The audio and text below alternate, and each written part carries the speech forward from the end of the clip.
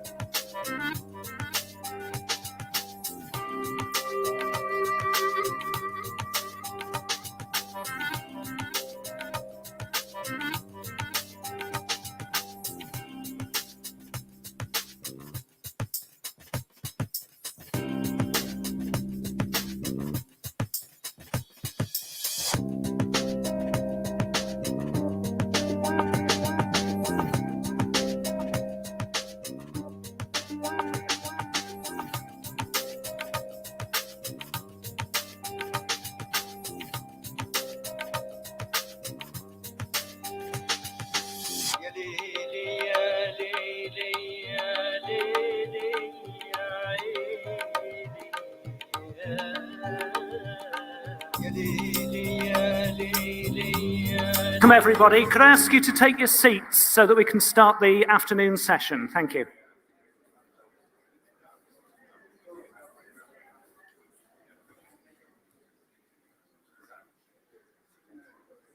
Two minutes more. There's people still, okay.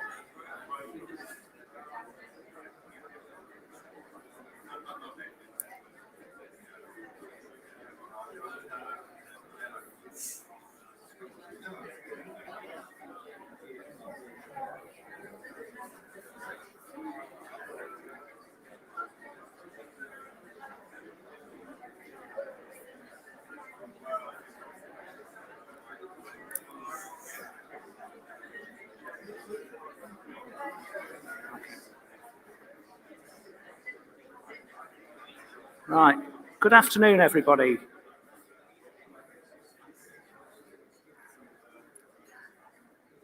And welcome to the afternoon session, The Role of Counties in Net Zero.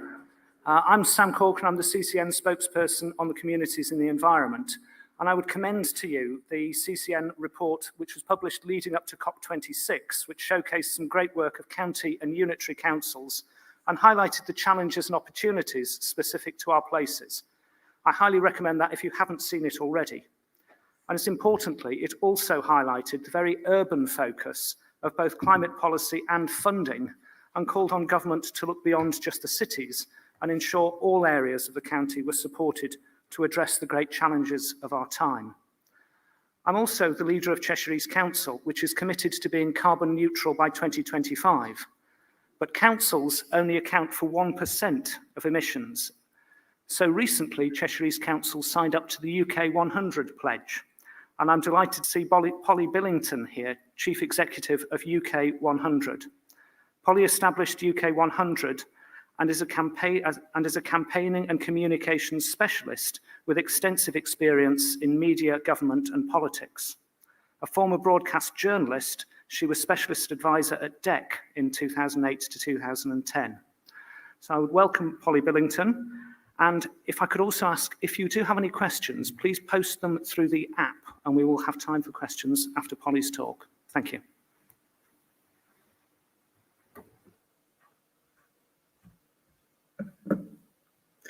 Thanks very much for that lovely introduction. I'm absolutely delighted to be here. I'm going to make an apology for peering at you over my glasses. I have never been able to get the hang of bifocals. And the last 20 months has been brilliant because I've just been able to stare at the screen like that. And now I'm having to remember that in real life, I have to do a bit of peering. I'm not being stern, even if it looks a little bit like that. As Sam said, I am the Chief Executive of UK 100, which was established in 2016, a cross-party organisation to enable local government leaders to connect to each other, to be absolutely as ambitious as they possibly can be on climate, clean energy and clean air. We now have 93 members representing 36 million people and 50% of the UK population. That's local government and all tiers in England, from metro mayors down to district councils, and in Scotland and in Wales as well. We've also got the Countryside Climate Network. I'm delighted to see the chair of our Countryside Climate Network here today, Councillor Richard Clewer, the leader of Wiltshire Council. That started with 21 members barely 2 years ago, and now the Climate Network, the Countryside Climate Network, has grown to 32 members. Collectively, they represent half of England's land area. And I think I'll be particularly keen to hear from members here about how they see the importance of those issues in those rural areas, because that's where we have really grown a lot of insight. And that's in some ways what my conversation, I hope that will be a conversation between us today, will be about. Our net zero pledge now is, as local leaders across the UK, we recognise our responsibility to tackle the climate emergency and take bold action towards net zero. And as county councils, their commitment will be for net zero council operations by 2030 and net zero area-wide emissions by 2050, in line with the national government. Now, my conversation today will be focused around four things: the implications of COP26 in Glasgow and the net zero strategy that was published before that, what the problem is for rural councillors and county councillors in your situation, the upsides and the benefits, because far too often the focus is on the doom and gloom, and one always has to be an optimist, especially when science is barreling towards you, and what needs to happen now. And I know as politicians, the keen thing is, right, okay, you've told me what the problem is, what do you want me to go and do about it, or what can I do about it? So I'll try to keep as focused on that as I can. The implications of COP, I'm sure many of you will have seen from the newspapers and from broadcast media, is that basically it's a mixed bag. There are lots of people who will say it's been a complete disaster, and there'll be lots of people who will want to say that it's been a resounding success. As Sam mentioned, I was a special advisor in DEC between 2008 and 2010. So I was witness to the actual disaster of Copenhagen climate change negotiations, where it was only at the last minute that anything was grasped from the collapse of those negotiations. So I know what the reality is. And the fact is, even the UN has conceded that what we have is 1.5 degrees, which is key to avoiding catastrophic runaway climate change, is on life support as a result of these negotiations.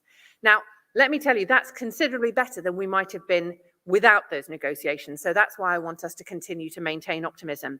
The commitments made add up to us achieving 2.4 degrees, which is pretty tricky. Or if everything absolutely happens as pledged, 1.8, which is still, as you can see, not 1.5. But there have been some good things. Commitment to reporting next year, annual reporting rather than 5-yearly, an explicit plan to reduce the use of coal. You'll have seen the conversations about the meanings of the word phase down and phase out. And 100 countries, including the UK, promising to stop deforestation by 2030, a scheme to cut 30% of methane emissions, including the UK. Now, that'll be important for you guys with agricultural industry in your backyard. And of course, importantly, and this is one of those things that happens in negotiations, the reference to local government managed to be in the final version of the text. Now, I've been one of those people who's been running around going, where's that piece of thing that's come out of the square brackets and got into the real thing, and then it's dropped out again? Now, I cannot tell you how important this is for you guys, that the acknowledgement of local government is in the final text, because it doesn't matter what national government pledges internationally unless you guys can actually deliver it on the ground. And that's why this is so important. And that's why the net zero strategies, constant reference to local government is so important. But those warm words were not followed up in the strategy by financial commitments in the budget to see place-based demonstrators of the transformation that is required in communities of all kinds, be that urban, suburban, or rural. And that's what we really need to be fighting for. And that's what I hope you will be able to help us with in the months and years ahead. So, what is the problem? This won't surprise you. It's harder in rural areas. You're starting behind because there's been so much focus on cities, as Sam pointed out, and there has been an assumption about public consent and support in rural areas. And also, the government doesn't factor you in to policy or funding for all the reasons above. So let's think about things like the challenges that face rural areas. You'll know these, it won't be surprising to you, but I think it's worthwhile making sure that we all understand what they are. The cost of infrastructure provision, more difficult in more rural areas. Things like EV charging networks, bus services, active travel routes, and market failure, because quite often you don't have the economies of scale, which means that that provision of infrastructure is harder. Zero carbon building standards are important for everybody, and they're not designing in the knowledge and know-how that we need of rural housing in order to be able to design that again at scale. And there simply isn't the know-how, even in the construction sector, let alone in local authorities, yet for the transformation that's required. So we need to also think about things that are wider in the economy that might have this impact. Some of the hardest hit local communities have a greater number of lower skilled workers, so they could be doing some of those jobs, but do they have the skills for those green jobs? The lack of public transport means that it's harder for people to connect to those jobs, and the increased age of housing, and of course, more frequent flooding in rural areas is already a consequence of climate change. We need to be thinking about how you protect and adapt as well as mitigate in these circumstances. So that's the gloom. I'm not going to keep talking about runaway climate change unless anybody wants to raise it with me. Let's think about the upsides. People actually are up for it, much more than you would imagine. The benefits are compelling. The economic case is strong for everybody. And this is particularly rewarding in an environment like this, lots of you are doing it anyway. So the reason why I say people are up for it, we've commissioned polling, we're not the only ones, but our polling suggested that people most trust local authorities on green issues, 40% agreeing they were best placed to take action.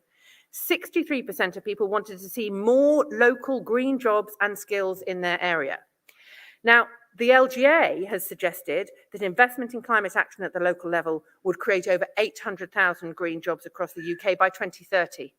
Now, I know at the moment, shortage of jobs is not the problem, it's shortage of skills. So we need to be absolutely clear about saying to government, we will need to be able to skill up our workforce in order to be able to meet this challenge. For every £1 invested in climate mitigation and protecting communities from the impacts of extreme weather, a further £9 is saved. So when people talk about costs, and I mention Her Majesty's Treasury, particularly in this regard, let's remember that there are things that we can do to save money. Now, lots of you are doing it anyway. Cambridgeshire County Council, are they here today? Oh, come on, put your hands up, don't be shy. You're one of our favourites. I can't believe they're not here. Anyway, I'm going to praise them in their absence. They have a 12 megawatt solar farm and is developing other energy projects, including microgrids. One of the things Cambridgeshire has identified is that this is a way of generating income. So therefore being able to cross-subsidise other things that they want to do in their community. Shropshire County Council is supporting a carbon footprinting tool for farms, which are increasingly asked for carbon reporting by retailers. Cheshire East Council is working with neighbouring councils on a natural capital investment plan. Durham County Council has been providing a fully funded business energy efficiency project to small and medium-sized enterprises. Let me tell you, I know you won't need to hear this from me. It's all very well for the corporates to sign up to net zero, but when you're struggling on tiny margins and you don't have the opportunity to be able to build your own sustainable procurement strategy, gosh, you need your local authority to be on your side if you're a small business. And Cornwall County Council, I'm particularly proud of this, I mentioned it to a couple of people earlier, has committed to investing in 6 covered slurry lagoons on their own farms, therefore capturing methane. One of the things that, particularly when you're looking for building consent and support in the agricultural industry, which will be important. And we share that knowledge between our members. What we find quite often is that there is a natural competition between politicians. I can't think why we wouldn't have seen that without looking for the evidence. But that knowledge hub that is on our website means that local authorities can look and see not only the technical know-how of what people have done, but the political arguments and the challenges that they faced in order to be able to, that they needed to overcome in order to be able to do those things. West Midlands Combined Authority has commissioned Senex, who I'm sure you're aware of, to create an evidence-based ultra-low emissions vehicle strategy. And that means they've been looking at infrastructure, distribution network, business models, and procurement of EVs. Now, that is a massive combined authority over a large amount of suburban and urban area. But that doesn't mean it's not possible for something similar to be done in your area if you think about it in terms of travel to work area, combining yourself with other neighbouring authorities. Leicestershire County Council has done a tremendous amount of work on their transformation to LED lighting, which has saved millions. So let's remember, this isn't just about spending money, it's about saving money and generating income. And Cornwall County Council's whole house retrofit means that they are starting to find the solutions that we think we will need when it comes to tackling energy efficiency in homes in rural areas. So what needs to happen now, post-COP and post that net zero strategy? Local leaders need to demonstrate their leadership. They need to help build public consent and support. And we all need to call for the big stuff just to get done. So in terms of demonstrating your leadership, use the powers you already have. We have identified, it's interesting that the percentages that are different. Our research estimates that actually local authorities contribute around 6% of UK emissions. But the government has estimated that 82% of emissions are within the influence of local authorities. Now, we all know that onion ring diagram of what exactly is within your control and what is not. But think big and think ambitiously. And also refer to our research, Power Shift, where we have identified all the powers that local authorities have got that could be used to tackle climate, and identified what the limits are of those powers and how we might want to overcome those barriers. Now, much of that might be capacity and resource constraints in local authorities, but quite often it's because national regulation and legislation gets in the way. And we are extremely keen to build a coalition of people who understand that if we're going to deliver climate action and deliver a net zero economy, it's going to happen in places with people at their workplace, in their communities and in their homes. Who is best placed to do that than the people like you that literally know where the curbs are dropped and where the lampposts are and where the street furniture needs to change and what the kind of homes you've got in your community. That is why you are so important. Specifically on rural net zero, rural areas have the majority of land required for onshore renewable generation. That is a potential income stream. And if you build that consent and support with your communities, that's a great opportunity. And land restoration and land use change to increase the capacity for carbon sequestration, all amazing opportunities for you guys.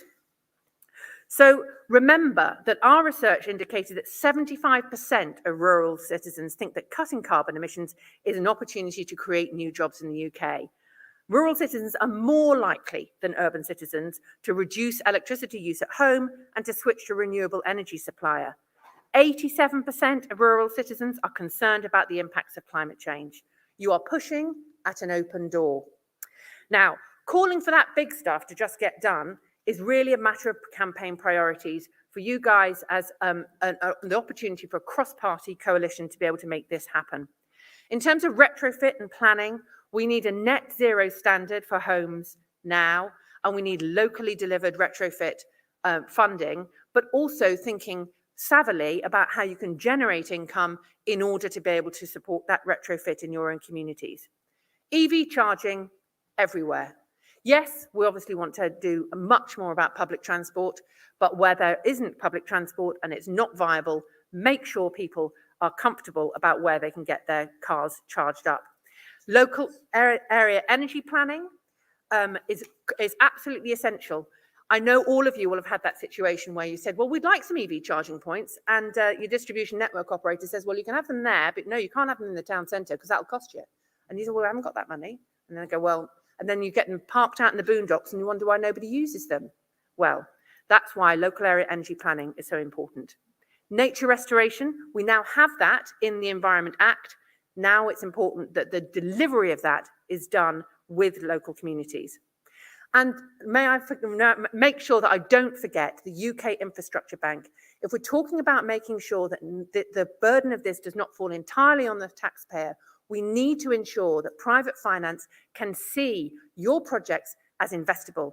And that is the role of the UK Infrastructure Bank. They say they're going to be able to advise local authorities in order to be able to make their projects more investable. We need to hold them to that promise as well as their net zero mandate. So in conclusion, local authorities have demonstrated how vital they are to resilience at a local level. If there's one thing the last 20 months have taught us, is that you guys are the ones who know where the vulnerable people are and how your communities work.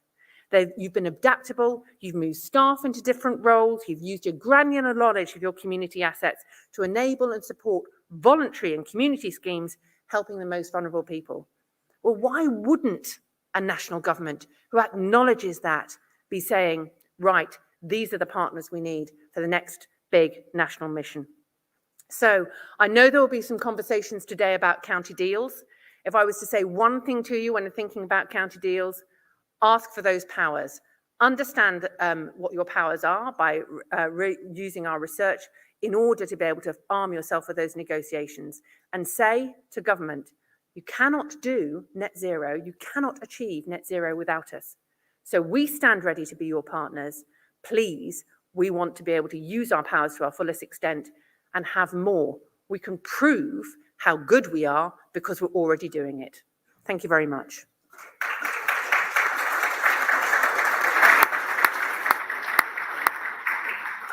Well, thank you very much for that whirlwind presentation and bang on time.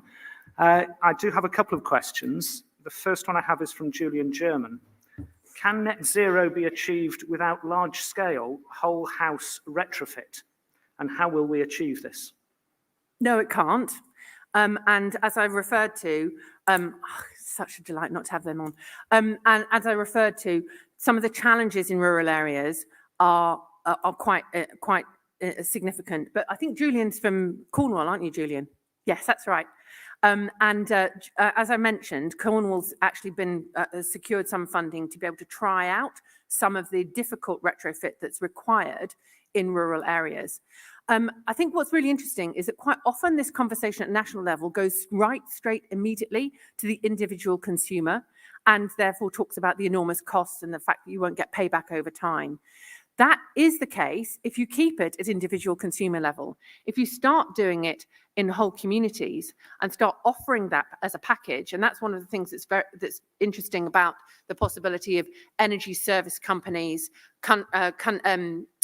local authorities offering a service in order to be able to support consumers to do this, and offering to do it at scale, then you can start to get things in much more effective. I think what's interesting is Nottingham City Council, so it's not a county council, but I would refer to Nottingham City Council, who've actually managed to develop with the private sector a subsidy-free community energy scheme where they are generating enough income from the renewable energy in order to be able to cross-subsidise retrofit in other parts of the city. That's their ambition, and that's where suddenly saying you've just got to get more funding starts to become less interesting and more about how can we combine this with the energy generation. Remember, Cornwall is basically one of its biggest limitations now is the connectivity to the rest of the grid through the interconnector. If the grid was strengthened, more of us would actually be using Cornwall's power. Now that would be good for Cornwall, and it would be good for the rest of us. And that's true, dependent on what your energy resource is, that's possible in lots of places. Now, unfortunately, you've partly answered the next question, Oh, so okay. well done. But Sorry. I'm going to take two questions together there. The first one from Edwina Hannaford. Cornwall's issue is that we have the raw materials to generate renewables, whether wind, onshore or floating offshore, and deep geothermal. But we are constrained by a grid designed to send energy down the line rather than up the line. How do we get investment in this national infrastructure? And the second related question, how can pressure be put on utility companies to put in the necessary infrastructure for EV charging and superfast broadband? My favourite, I know I'm sounding nerdy. Local area energy planning is honestly the most important thing. I know what you want to do is make sure that you have got enough renewable energy to power your communities. At the moment, distribution network operators, of which there are, I can't now remember, I think there's about 9 across the country. So there's 9 of them and there's 400 local authorities. So telling those distribution network operators to deal with local government is a little bit like asking Henry Kissinger to call Europe. He said, who do I call? And at the moment, that is part of their problem. But they don't have either obligations or incentives to develop that relationship with local authorities so that you guys can say, well, this is our vision for our community.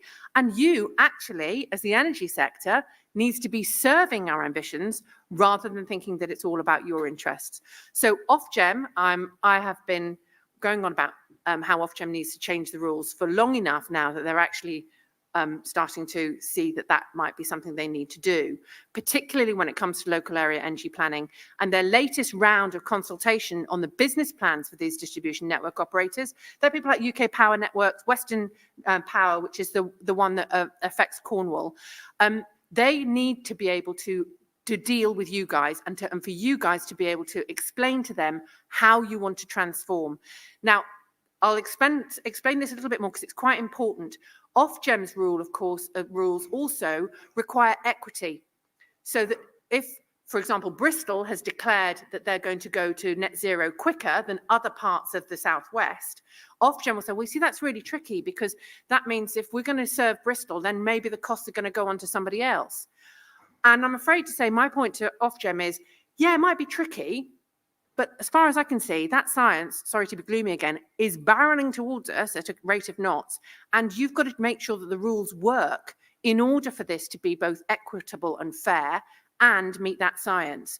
And that means having proper grown-up conversations with people like you who have made those commitments and want to see that transformation. So local area energy planning is what you need to be asking for. You need to be making friends with your distribution network operators so they've got no excuse when they say, oh, you know, we couldn't speak to anybody. Yes, they can. You're going to be there. And then badger Ofgem. That's what I mean. Get the big stuff done. Campaign for it. Ofgem, you need to make local area energy planning and decentralized, decarbonised energy a natural part of the way we are as a country. I'll finish with one thought on this. The national grid, as we understand it, was established in the 1920s, a time of extremely difficult politics and extremely difficult economics in this country. And yet, that government, under Stanley Baldwin, they decided that electricity was a public good that everybody should have. And they built the national grid in order to be able to meet that for as many people as possible. Now, I'm not suggesting it happened overnight, but I am suggesting it's the kind of national mission that we need to be thinking about that they did then. But then it was from the centre or from Didcot and from Drax and all of those places out into the countryside. This time it's going to be much more local. And like Edwina says, the power is going to have to go both ways. And that's something that politically is quite challenging, as well as something that actually technically isn't nearly as hard as people will make out. Thank you. The next question from Gareth Williams. We heard earlier that though 50% of councils have 2030 net zero targets, barely any of them have this written into their local plans. Should there be a nationally agreed audit framework by which these promises can be properly costed, tracked and transparent? Well, you could spend all of your time measuring things, and I know it's really important to measure things, and I have to be reminded to say this because quite often my instincts, and it might be the instinct of people in this room as well, is that I just quite like to get on with what we know works. And I'm sure you will have experienced sometimes your officers saying, that's brilliant and brave, and we'll just go away and measure how far we've got, shall we, before we do anything else. And actually, you probably just need to do a lot more, much more quickly. I think those commitments, rather than us spending our time auditing them, work out what it is that's getting in the way of you being able to do that properly. And that's where I think it's important, particularly on things like the planning framework.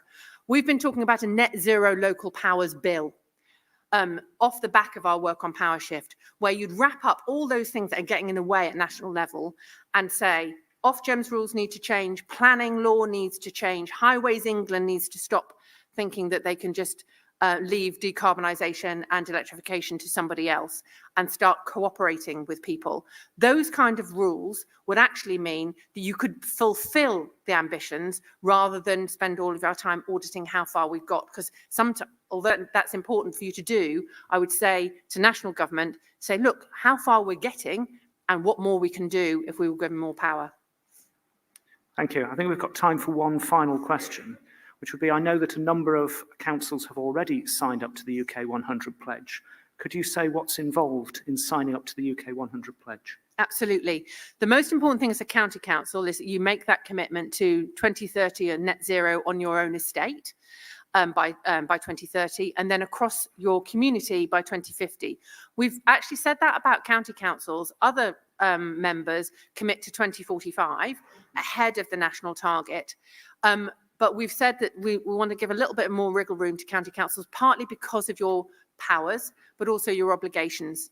So we've given a little bit more wriggle room. The ambition, however, is that we'll take anybody who's committing to net zero earlier than that, because we know, and this is our message to government, you will need the most ambitious to go faster, because there will always be laggards. You guys know what that's like, and so it's important that we support those who want to go as fast as they can, understanding what their powers are.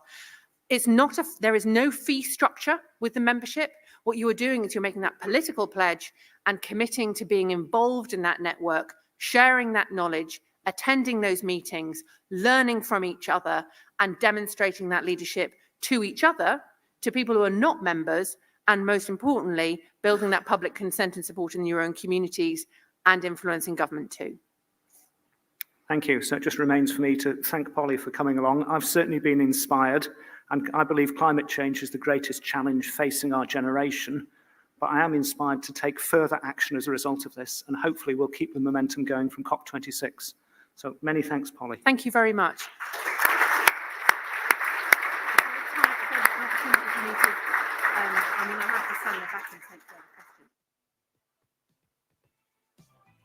Happy to take further questions from people personally, because I know this is a very formal environment, and I'll stay for about another 20 minutes at the back if that's useful for people, or outside. Thank you. So, do you want to?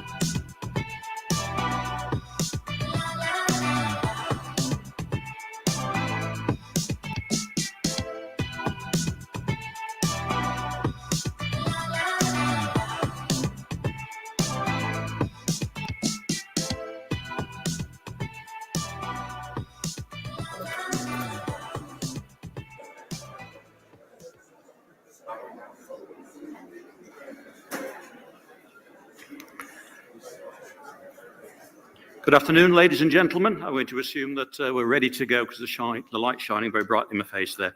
Obviously this conference has been about leading recovery and delivering renewal.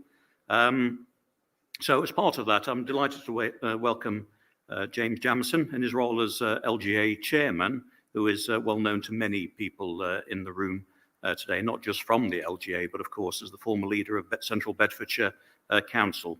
So I'm really interested to hear James's reflections on the critical role local government has played during the last 18 months and how the LGA is working with county and unitary councils and others on the challenges currently facing local government.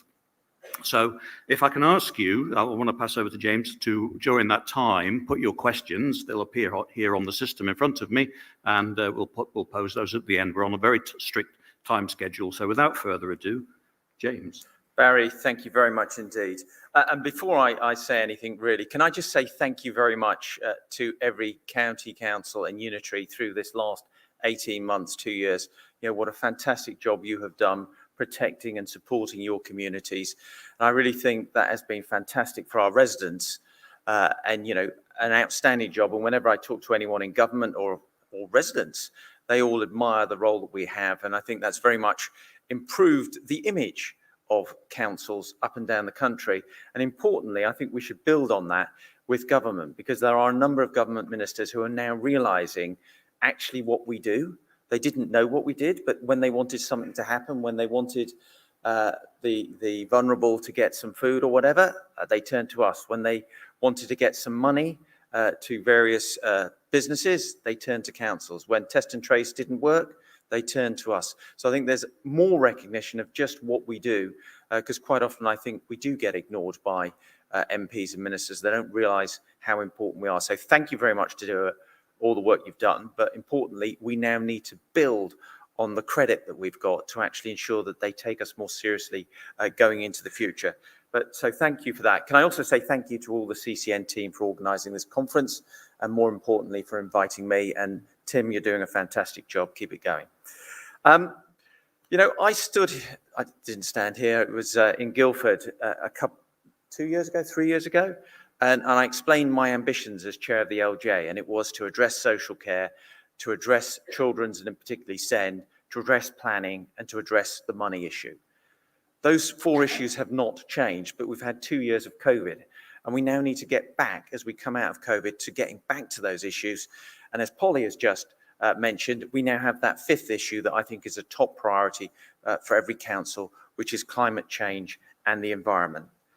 So if I just go on to the money first, we clearly don't have enough money, but I am actually pleased that the latest budget settlement is better than I feared. I described it when I met Michael Gove. I was fearing a 4 out of 10 budget. We ended up with a 7 out of 10 budget. Very pleased that the 1.6 billion a year is coming to us. Not all of that will be new money, and I'm sure some of it, you know, is allocated here and there, but there is genuine new money there. I do expect us to be better off. It is not going to fill all the holes that are in our budgets, but at least it's not going to make us worse off. And we need to continue to fill those holes, and in particular, the 1.5 billion shortfall that is in adult social care already. If you also look at SCND, and the argument I make with SCND every time is, yes, it's costing us a fortune. And those of you who were at the breakout session earlier, you know, part of the reason it's costing us a fortune is the system does not work. And we need to fix the system. And I always think it's a much better argument to make with government, fix the system rather than give us more money. Makes it a lot easier to say, if you're not prepared to fix the system and not prepared to make those difficult decisions, then give us the money. It does tend to concentrate the mind a little bit. I do say also on social care, before I leave it, you know, we had the social care levy, you know, 12 billion a year. None of that is going to frontline social care.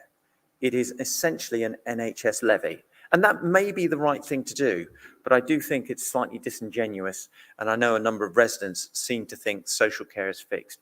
It is not fixed, That levy is not going to fix social care, and we need to get our share of that levy. And I've certainly met with Gillian Keegan several times, and I keep being told, well, it will be coming to you.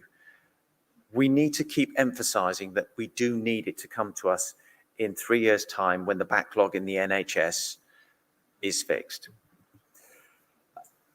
Talk about public health. Public health officers throughout the country have done a fantastic job, and I would like to thank all that they've done through this pandemic.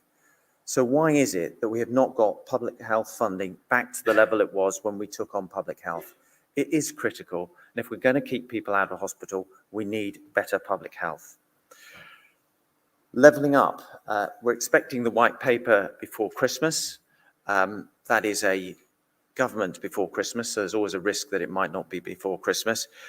You know, levelling up is not just about money. It's actually about giving real powers to local areas. As Polly was saying, when it comes to climate change, it's all about place. If we are going to be successful as a country, it's because we have great places. Great places are run by local councils and county councils. Therefore, we need to have the genuine powers to devolve to us, whether it's on health or skills or local transport networks. We will make better decisions that will cost less money than it being decided in Whitehall. And that is the case that we make every day. And it was quite interesting. I was at COP and I was very pleased that we got local government mentioned to it. And I saw Nicola Sturgeon and Mark Drayford wandering around the place all the time. And I was thinking, hold on a minute. These are devolved authorities that have more power than any mayoral authority. They're not mayors. They're all in two-tier because you have councils and a devolved authority in both Scotland and Wales. So what is wrong with having a leader elected by elected members just because they're called MSPs rather than councillors? It is a perfectly valid way of having control in an area. I do hope the Secretary of State is listening. I have to say, and I did ask Tim for a few hints about how to interact with Michael Gove. And I have to say I'm really impressed with him because he listens, he takes notes, and he asks very sensible questions. He is an incredibly good poker player, I'm sure, because he doesn't give anything away. So, but I do find it very interesting. He does take things very seriously. The other issue that's of great concern to us is planning. And I know most counties are not planning authorities, but it really matters that we get planning right because every house that's built requires infrastructure. And too much of the planning system is based on where can I have more housing? And it should be based on how can we make our communities better? And the only way you make our communities better is by having an integrated strategic plan that is about jobs, infrastructure, green infrastructure, community facilities, bus transport, schools, and so forth. That has to involve counties and upper tier authorities. I'm actually quite pleased, and one of the things that Michael Gove made very clear when he delayed the white paper on planning was he wanted to take another look at this and take a more holistic view. So I am hopeful, but we're not going to get that white paper anytime soon. And a number of people have said, well, can't we keep with the existing planning system? I agree with people who worry that every reform of the planning system tends to make it worse. But the fact of the matter is the current planning system is dysfunctional. It doesn't work. We do need to make some changes, but those changes have to be based on having local influence and local representation in the planning system. On climate change, which is a really important issue for us, I've got some slightly different statistics to Polly. OECD has made clear that if you look at climate change, around 1/3 is under the significant influence of local government. Around 1/3 is joint influence of local government and national government, and 1/3 is national government. We have a really critical role and we need to be empowered for that. We are pushing for a task force with government, very much like the Brexit task force that was so ably chaired by Kevin Bentley, to bring together Whitehall departments with local government to get things over the line and deliver in that. And it's about having the right strategy. Finally, before I end, I just want to talk about civility in public life. It is, as Tim made clear earlier today, Martin Amos's memorial service today, it is appalling, the treatment that some of our councillors get, not just on social media, but in public and physically. It is just not right. And we are pushing very hard that all the review about safety of MPs shouldn't just be about MPs. It should be about all publicly elected officials. Critically important, and we will continue to push that. With that, I would like to say thank you very much for inviting me here. Delighted to answer any questions and delighted to have a few drinks in the bar with you later, particularly if Tim's buying.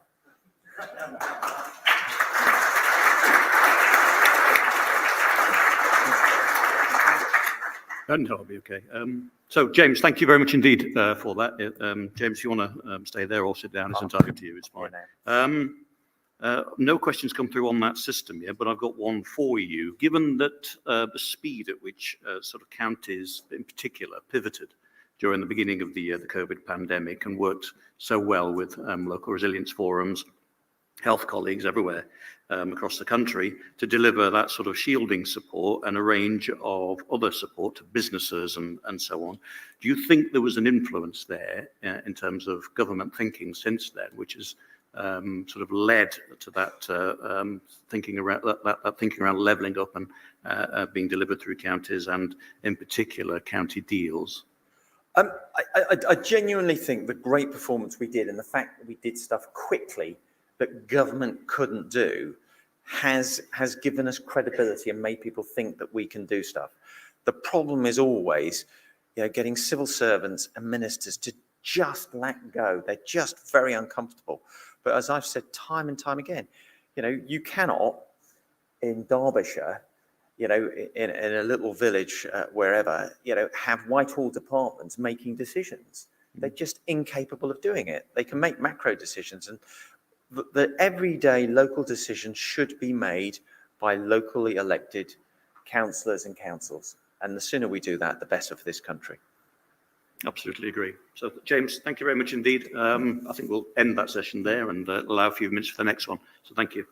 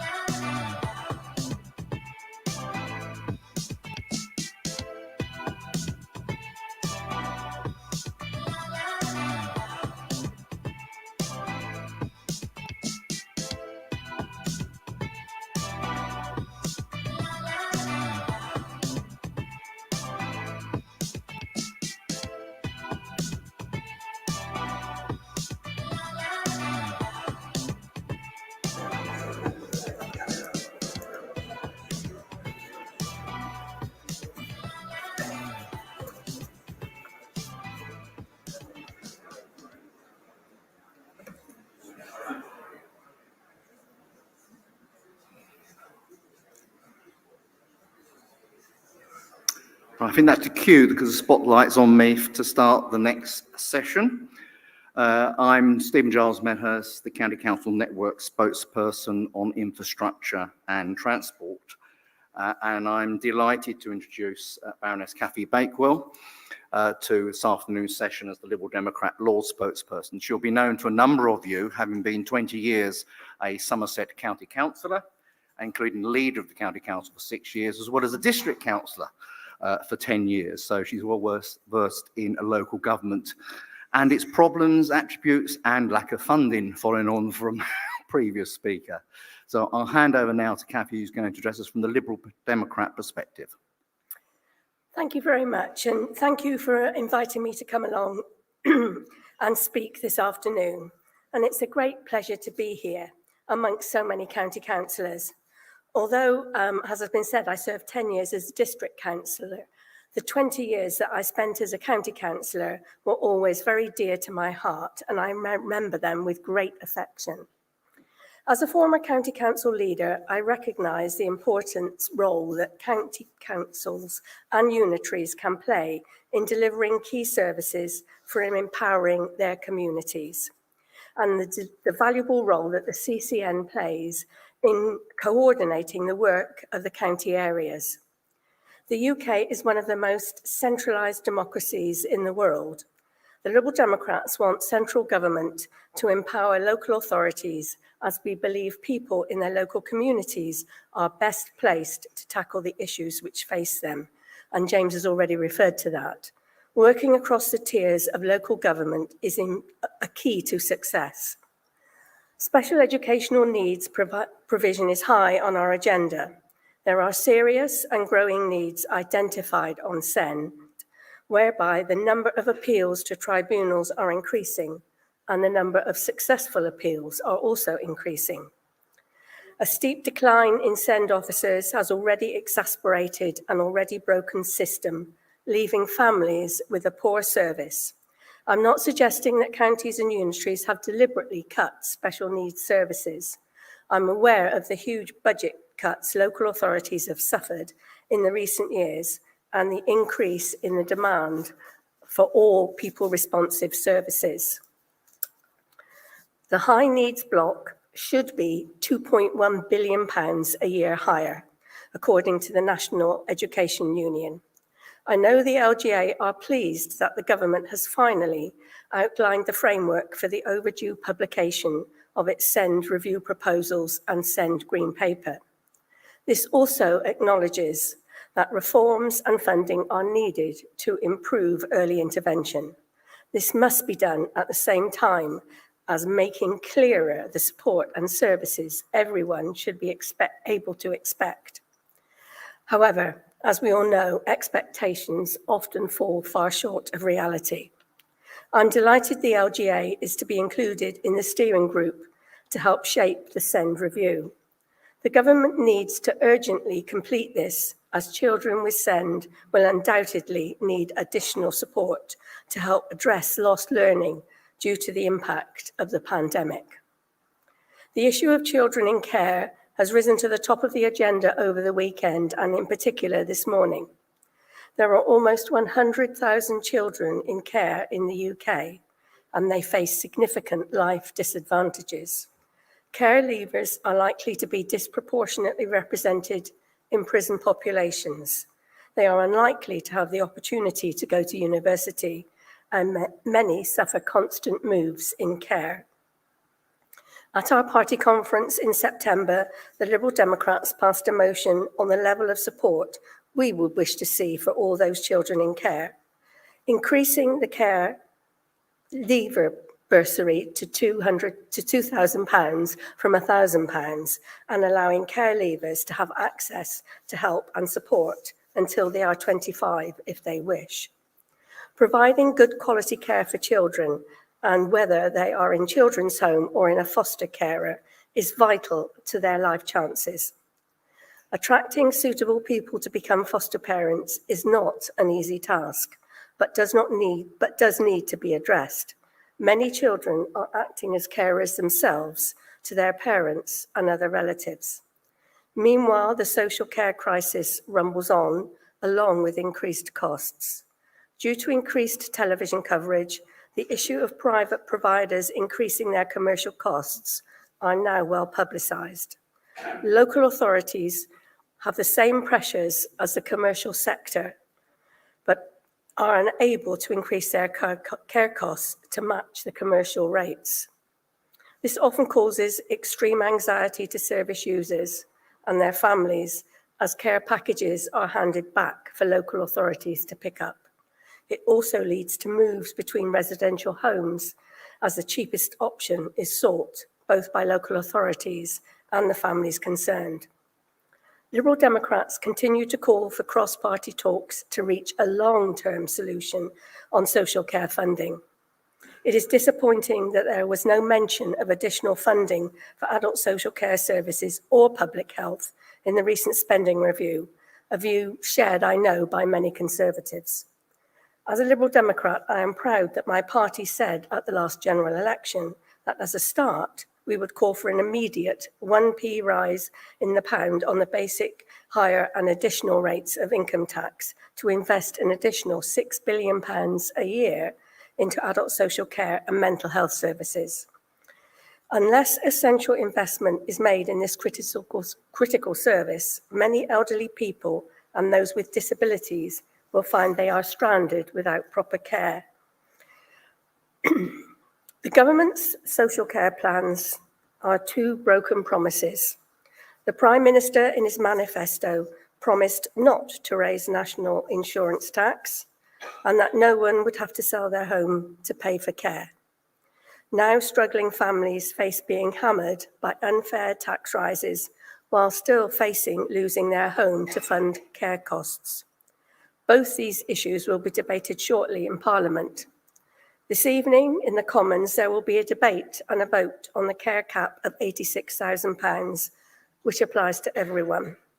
A flat rate across the board looks as though it treats everyone the same, but the detail is far from equitable. Those living in the north and in other parts of the country will pay more for their care than someone living in Surrey, living in £1 million home. Next week, the National Insurance Contributions Bill will get its second reading in the Lords, and this promises to be a very lively debate. It is estimated that £1.5 billion is needed now to stabilise the care provider market, and then £1.1 billion per year over the next 3 years to meet extra costs from rising demand for social care, while maintaining current levels of quality and access. Liberal Democrats will oppose both these unfair, divisive plans in Parliament, and we will continue fighting for a fair and long-term solution to the social care crisis. But all political parties, including my own, need to be willing to sit down and hammer out a long-term plan on these crucial services, with local government as a key partner alongside charities and care providers.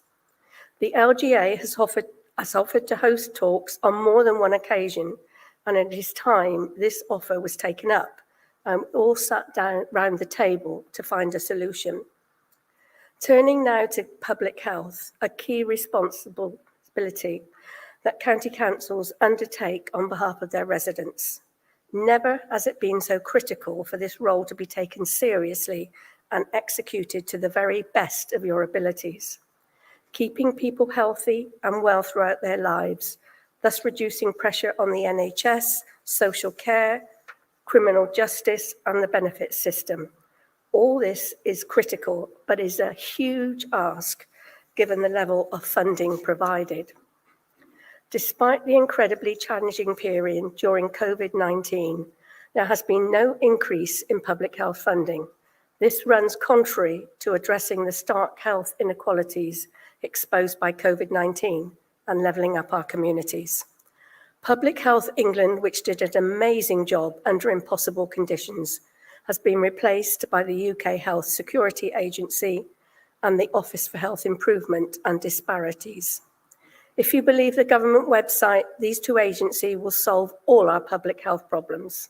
For me, the jury is very definitely out. I will just touch on COP26. The television coverage has been extensive. Protesters have made their voices heard, and there has been rhetoric from politicians of all persuasions. What then is the role of the county councils in assisting the country to reach net zero? And the previous session has addressed some of these issues. The LGA, of which the CCN is a subgroup, and council lobbying has led to a recognised role for local government in tackling climate change for the first time. Most of you, I am sure, will welcome being given the responsibility for key areas, including strategic planning and transport. You, as county councillors and unitary councillors, have an important role to play. The Lords has just finished the very long and tortuous process of getting the Environment Bill on the statute books. This key piece of legislation covers a very wide range of aspects of everyday life, and although not perfect, is a huge step forward. Some elements have received widespread publicity, such as the water companies discharging raw sewage into our rivers, lakes and waterways on a regular basis, regardless of whether heavy rainfall was likely to cause flooding. Others, such as the Office of the Environmental Protection, the OEP, was truly independent of DEFRA or not, and did not appear on any television programmes that I was watching. However, whether the OEP is totally free to investigate breaches of environmental protection or was likely to be directed by the Secretary of State into what it could investigate caused long debate in the Lords. In the end, we were persuaded that the government meant what it said and it would be free to investigate as it chose. But it is not written on the face of the bill. The issue is not whether we believe the Secretary of State and the government that this will happen, but whether future governments will honour this. As we all know, Secretaries of State come and go, and not all have the vision and commitment of the previous occupant.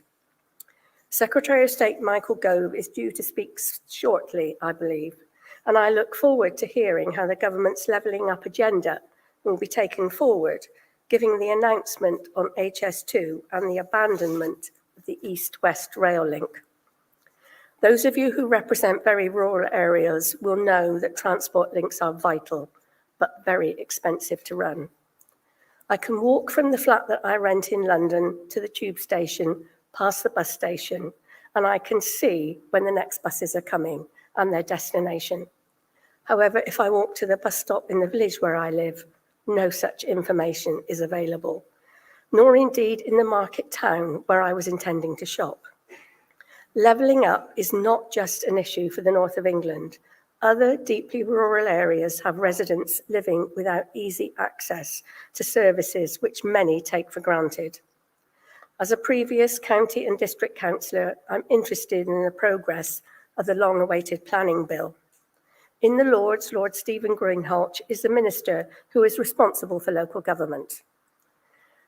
He is the ex-leader of Hammersmith Council, and he is aware of the issues which councils face, but his experience is city-based. The issues for rural councils are very, very different. There are rumours that the planning bill will be dropped. How will the government take forward its levelling up agenda, which could have been tackled in this bill? Will some elements of the planning bill be incorporated into the levelling up bill?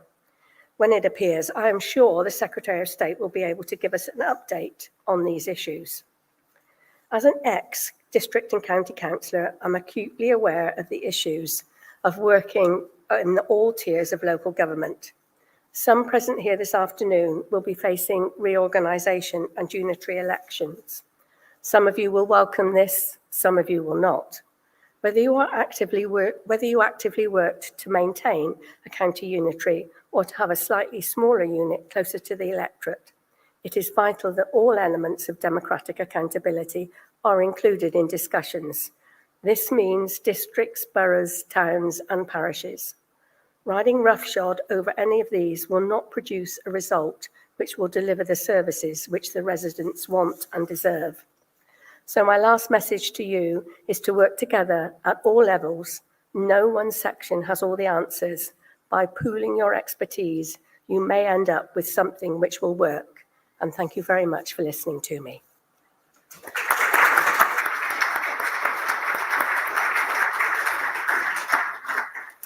Thank you, Kathy. I've got one question on the tablet in front of me from Peter Thornton.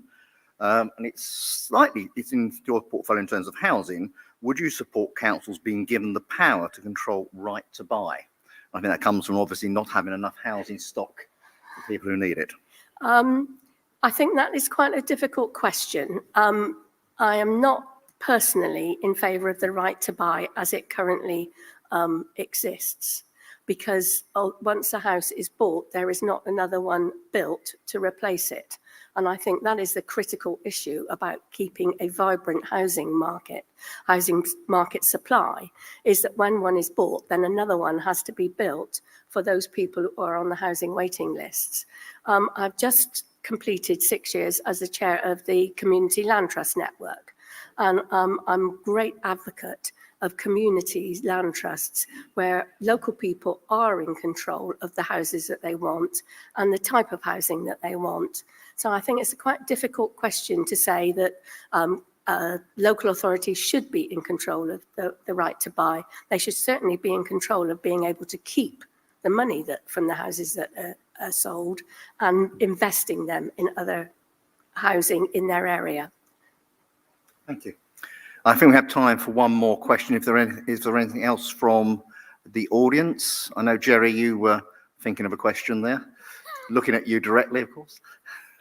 Yeah, it's about health and local authorities and about what greater powers you think should be taken on by county councils in relation to the future of health and integrated care. So if everyone got that, it's a question about what greater power should be taken on by county councils in terms of integration of health and local governments. This is a question that has been around quite a long time, whether local authorities, councils, counties in particular at that time, should take over the role of healthcare. And I think that the dichotomy between the two organisations is such that it could be better integrated. There is a lot of deliberation, there's lots of delays, and I think that social care could better be served and healthcare better served by being under local authority remit, so that the healthcare plans and the social care plans can knit more closely together. Because at the moment it takes absolutely ages for when somebody is due to be released from hospital, that's released the wrong word, discharged from hospital, for the care plan to come into place. And sometimes people are kept in hospital longer than they need to because the care plan is not there. And I think that the two working together under one umbrella would work much better. Thank you, Kathy. And we're slightly a minute or two early to allow a convenient handover to the next speaker. Thank you, delegates.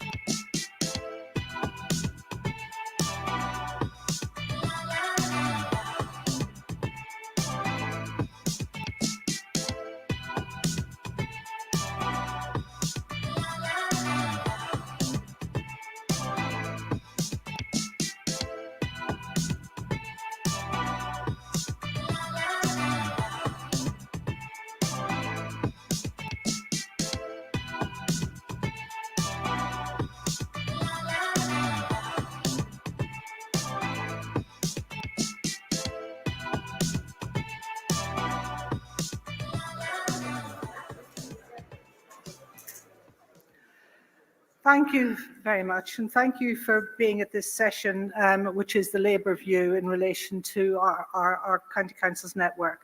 My name is Liz Brighouse. I am the Deputy Leader of Oxfordshire County Council, and I'm Leader of the Labour Group. I welcome Steve Reid today. Steve is the Labour Member of Parliament for Croydon North, and he is still called, is Shadow Secretary of State still for communities and local government. And he's done that since April 2020. Steve has previously been a member of various other departments in central government, but before that he was a councillor in Lambeth and indeed was leader of that council. And as leader there, he introduced the living wage and was the first council leader to introduce a public health approach to cut violent youth crime. I'm really pleased to welcome Steve, and thank you for coming and giving us your time. But also, thank you because as a leader of in local government, you may well understand local government, and I'm hoping that you will realise that throughout your time in Parliament. Thank you.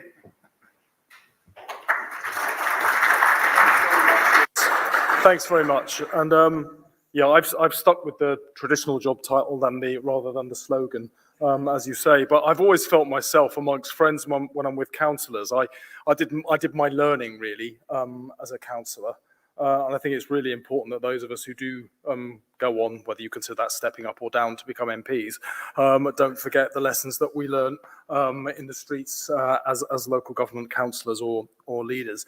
And first of all, thank you very much for inviting me here this afternoon. I think it's right to follow what James Jameson said and thank everybody who's involved in our county councils for the work you did to get communities through the COVID crisis. Local government stepped up like never before and showed its true value, and I hope that's a lesson the government recognises and will learn from, because I felt this both as a council leader and as an MP, but local government has not been properly valued for the last decade or more.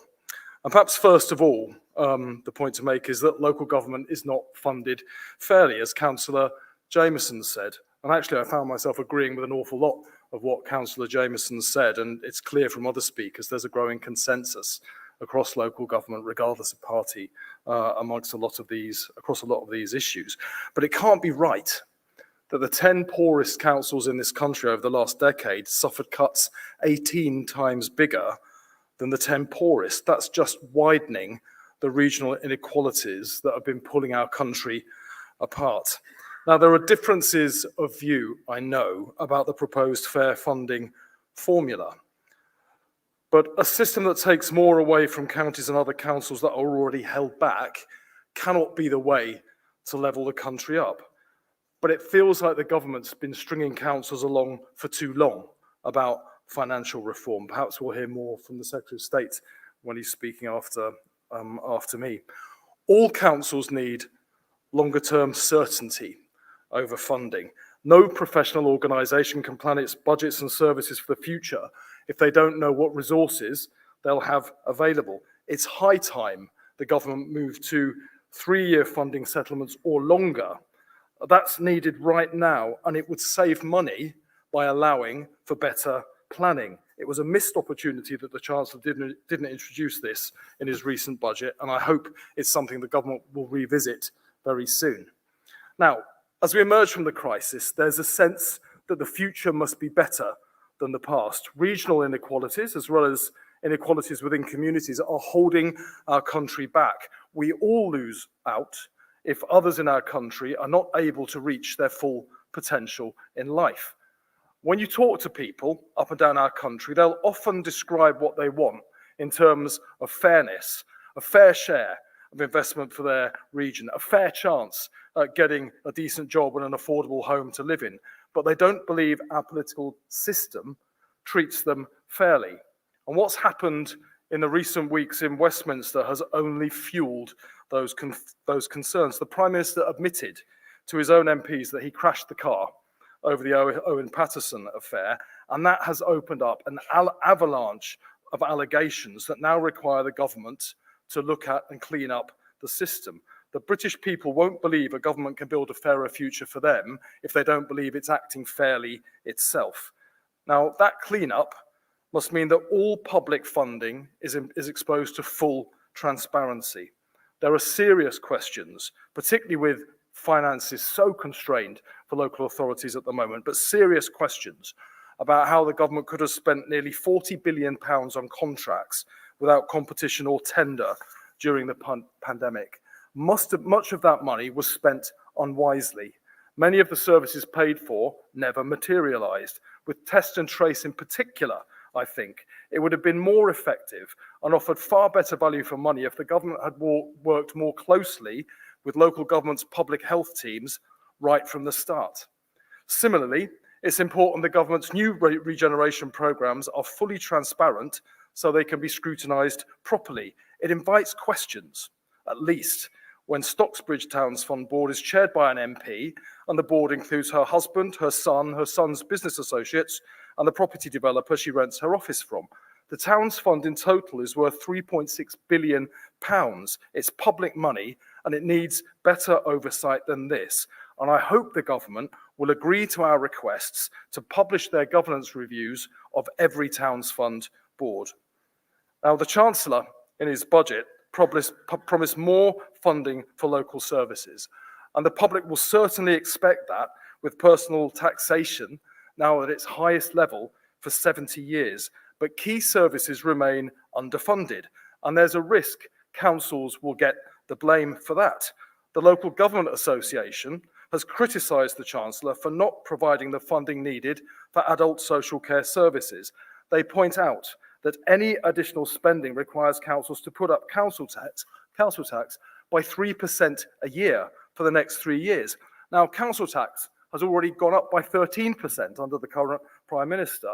The public were led to believe that the new social care levy would fix the social care crisis. But as we've already heard this afternoon, and I'm sure yesterday as well, social care will get no additional funding for at least 3 years. So local residents will see their local council tax bills going up as they start to pay the social care levy next year, and they will rightly ask why social care services remain inadequate and underfunded. There's a debate on the social care cap in Parliament today.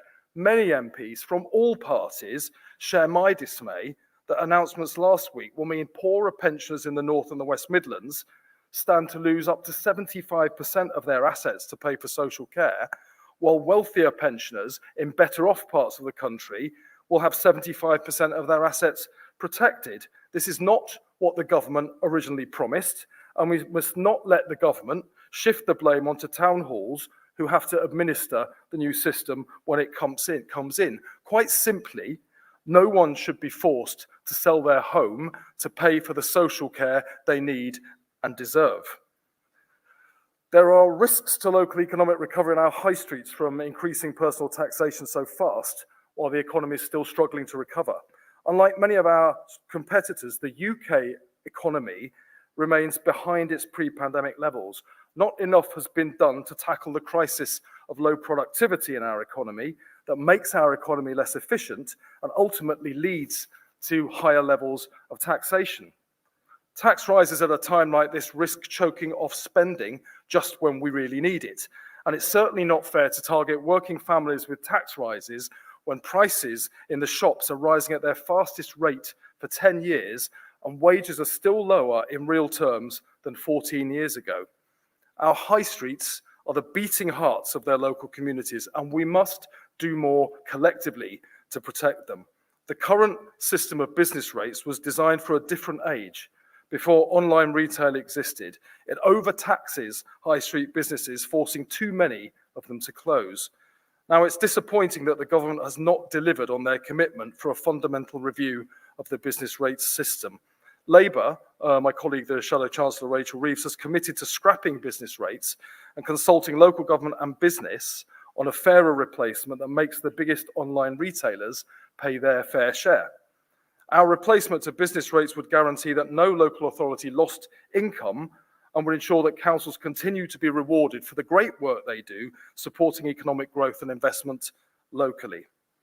Now, I know most counties are not planning authorities, but there was shared opposition across local government to the planning white paper. It proposed a zonal planning system that removed residents' rights to object to individual planning applications in their own neighbourhoods. There were too few incentives to encourage development on brownfield sites, too little on sustainability or on affordability. Now, according to new research published today, home ownership has become less affordable for first-time buyers in 98% of England's local authorities than it was 6 years ago. The answer is clearly to build more affordable housing where it's needed, but you can't do that in the teeth of opposition from local people or by taking away their right to a say. As a council leader, I co-chaired the country's biggest regeneration partnership that delivered 5,000 new homes. And I know from that experience, as I'm sure many people in this room know as well, that regeneration works best when it's a genuine partnership between councils, developers, and the community where the development is due to take place. Our planning system needs reform. I agree with that, but any changes must respect the views of communities and their councils and not be skewed in favour of developers and landowners who only represent one part of the conversation. I would like to conclude, Liz, by touching on devolution. Ours is one of the most over-centralised countries in the world. That's why, despite being the 6th biggest economy on the planet, we also have some of the poorest regions in Europe. People in the regions don't have the power to direct the investment and bring in the infrastructure and develop the skills that attract employers and good, well-paid, secure jobs. Put simply, Whitehall doesn't understand Cumbria or Cornwall anything like as well as local people do, so why do we let Whitehall control all the decisions? It's held our country back. Just look at what happened last week to Leeds and Bradford with the government's broken promises on high-speed rail.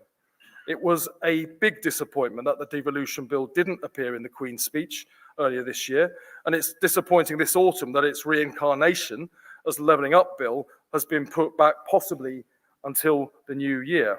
You can't level the country up without pushing power down. We need a radical programme of devolution that gets power into the hands of local people up and down our country.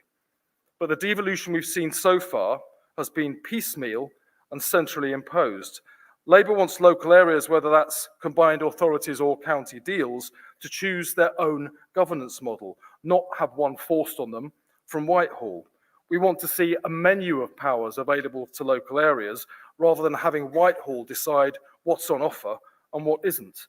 And we want combined authorities to represent areas that local people recognise as the place they belong to, rather than being redesigned to suit somebody in Whitehall. And we want those new authorities to represent genuine economic footprints so they can benefit from the additional growth they would enable.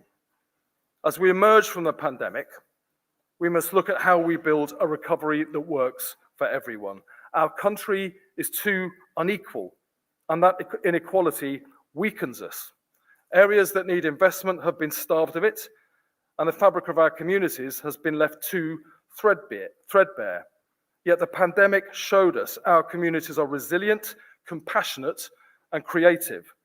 Levelling up must mean opening up opportunity to everyone wherever they live, and that means opening up power across our country so investment can flow to where it's needed the most.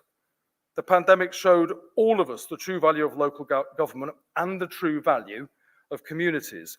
We must now work towards a new settlement between citizens and the state, a new covenant that can endure by placing real power in the hands of local people and local government so they can build the fairer future our country expects to see. Thank you very much.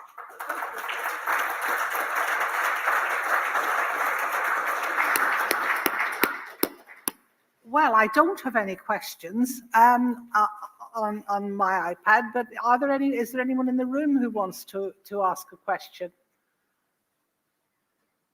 I have that effect on people, Liz, I'm afraid. Oh, maybe it was just so comprehensive that Maybe, let's hope. You covered everything and that everyone needed to know.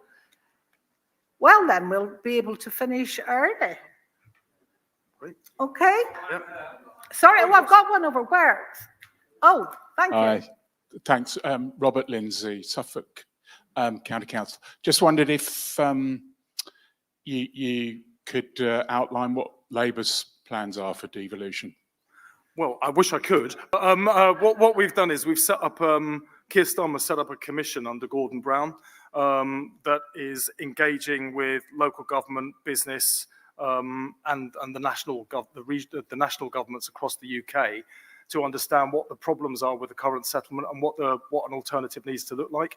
I know he's looking as well, and for me, this is going to be a critical part of making a devolution settlement work for the future, but it needs to include fiscal devolution as well, and that is a tricky one, because we don't want to end up in a situation like they have in the United States, where wealthier areas become wealthier and poorer areas sink further behind, because the only revenue they have available to spend is what they can afford to raise locally. So there needs to be an equalisation mechanism within it, but we have to get away from the system that I think has been alluded to several times today, where the government is taking decisions about social care services, they will be landed on local authorities, and it's councils that will take the blame for making people sell their homes or cutting the services that they're relying on. And I think we need to move to a model that some other advanced democracies have, where there is a model of fiscal devolution within the equation, so that local authorities can genuinely put the money where their mouth is and fund the things that matter to them, and then see whether they get elected again or not.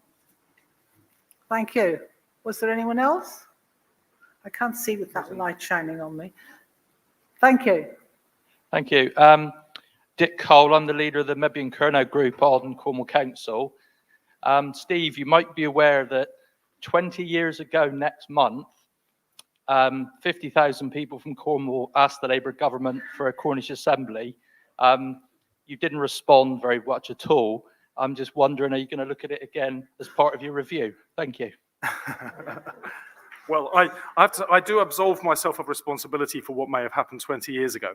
But the commission that Gordon Brown is leading is looking across the whole country. And I actually, last month at Labour Party conference, I met with some councillors from Cornwall who were talking about how frustrating it was that they were unable to deal with the issue of second homes that are now driving people out of some places in that county, to the extent that they were becoming unviable as living and thriving places. And I do think we need to be looking at what powers we can place in the hands of local people and local councils to address directly problems that are really holding back. You know, we talk about levelling up, but what could hold you back more from being levelled up than you can't even afford to live in your own county or your own town anymore? So yes, it will be looking at issues like that.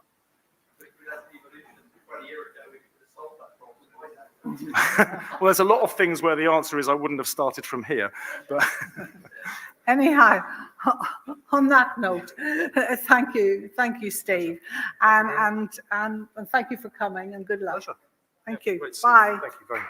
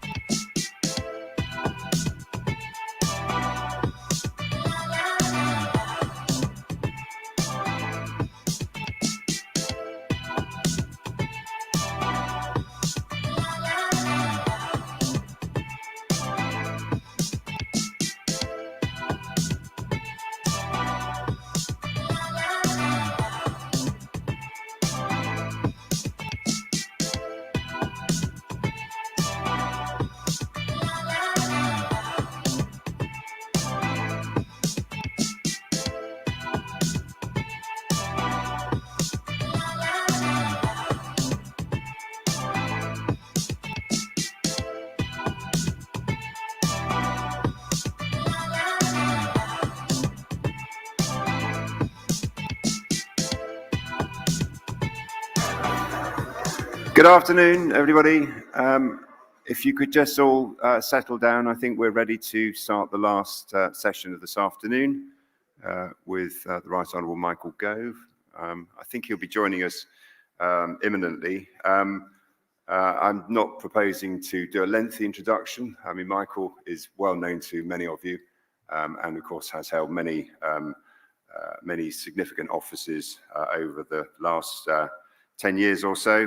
He was first elected as the Member of Parliament for Surrey Heath in 2005. And as you know, he's now the Secretary of State for Levelling Up, Housing and Communities. Michael's, unfortunately, he's not able to join us in person today because of parliamentary commitments.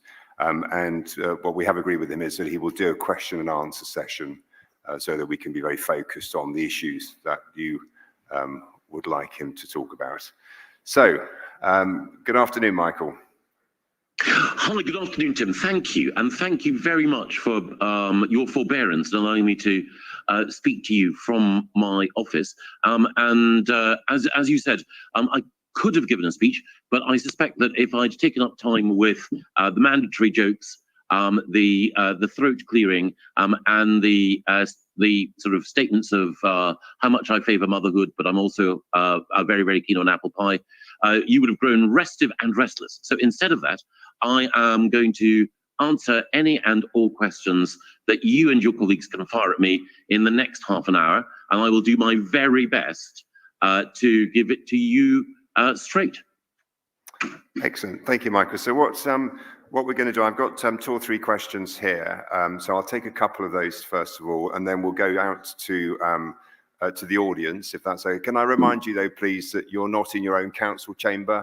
So please, no rabble-rousing speeches. If you could just keep your questions short and sharp for Michael. So, Michael, the first question is, when county deals were first announced, the government set out a number of underlying key principles, which CCN strongly welcomed.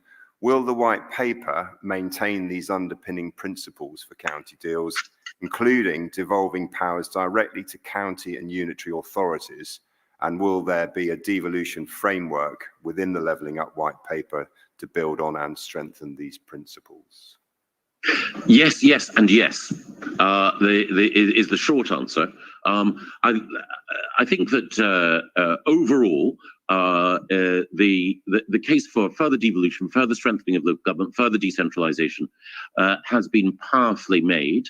I think that while I have myself a strong attraction to and preference for an accountable figure, whether you call that individual a mayor or not, serving a fixed term, providing visible and, as I say, clear, accountable leadership. While I have that preference, I recognise that it is not right for every part of the country, certainly not now, and that by definition, if we're thinking about local government, we have to recognise that there will be different structures operating in different parts of the country to reflect different needs and different geographies. But one of the things that we do want to do is to make sure that at the time when we publish the white paper, we're clear that there are a number of county deals that will take place and that these should be the beginning of a process, not the end. And Michael, perhaps you're going to have to put a supplementary question to that. And is it still the intention of government to publish the white paper before Christmas? Yes. Thank you. And within it, as I say, there will be a framework, which I'm sure some people will criticise or object to, but there will be a framework that demonstrates our intention to progressively go further in the devolution of powers to local government, and we'll also lay out the broad principles behind that and the detail of how we propose to implement it. There may be some other questions on county deals from the floor, but can I ask you a second separate other area? Does the Secretary of State believe that there is a role for greater strategic planning on a county-wide basis as part of the reforms to the planning system to ensure a much greater role for county authorities in meeting local housing needs and matching supply better with infrastructure provision? I think there could be. One of the concerns that I have is that because it's lower tier local authorities, which are responsible for so many of the resolving so many of the housing and planning conundrums that we have, I do have a concern about both resourcing and also the what's the word, a properly strategic view. So I'm reviewing at the moment what the best way forward is. I wouldn't want anyone to go away with the view that I'm definitively moving in the direction that the questioner would like me to, but I just think it's important before we bring forward proposals for me to look at, and for the team here to look at the different strains on the system at the moment, the different ways of achieving our shared goals. I think it is the case that you can never achieve perfection when it comes to thinking about housing supply. There will always be flaws in any model that we eventually light on for reform of the system, but I am very conscious of the fact that at the county level, within local government, there is a willingness to play a constructive part, and I do appreciate that. Right, so we'll take the first question from the audience. When you speak, could you just please say who you are and where you're from? And James, it's a bit difficult seeing this live, but James will find you with the mic. Thank you. Jane Locke, Somerset County Council, Secretary of State, and my apologies for being perhaps a little parochial here, but it's a really important question for us in Somerset and the residents of Somerset. When can we expect a decision from you on when the date of the next council elections will be, now that we're going unitary? Thank you. Yes. Shortly, and I appreciate that there are strong views from the districts and also from the members of Parliament in Somerset about the date of those elections. Kemi Badenoch and I are just looking at the evidence at the moment, and I hope that we will be able to come forward with news for you again. And I know this is perhaps a phrase that I will use repeatedly before Christmas.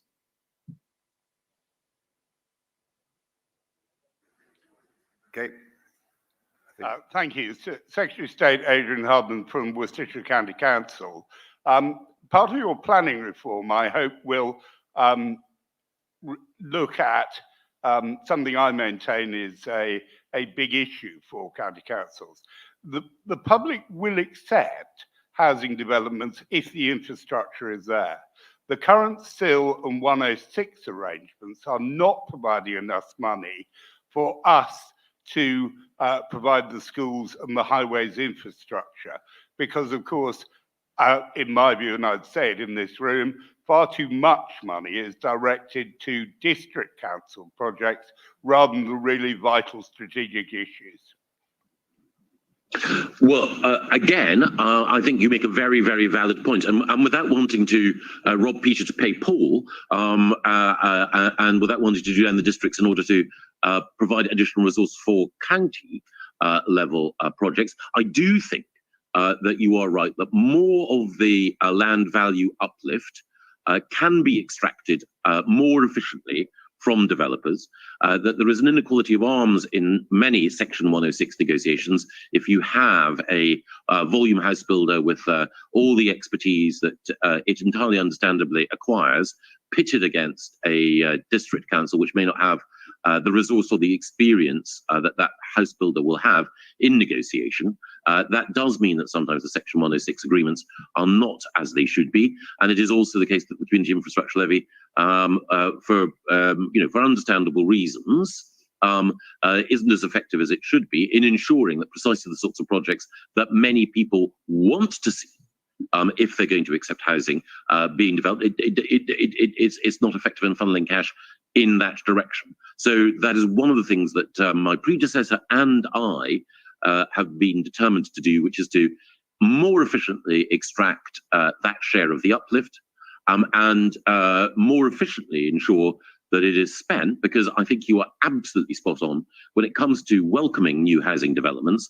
There are different reasons for people who decline to welcome them, but one thing that is near universal is that if people feel that additional development comes in a way which puts additional strain, as you quite rightly point out, on schools and on roads, and of course also on the NHS, then that is one of the strongest reasons for people to be resistant who might otherwise be open to development.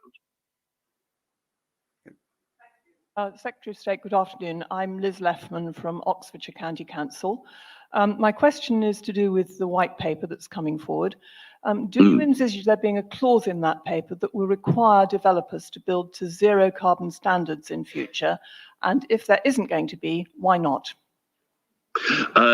Yes, and I should say, in addition, we are looking at exactly how, in the planning system, but also in building regulations and more broadly, we can ensure that we have the highest possible level of ambition on reaching net zero.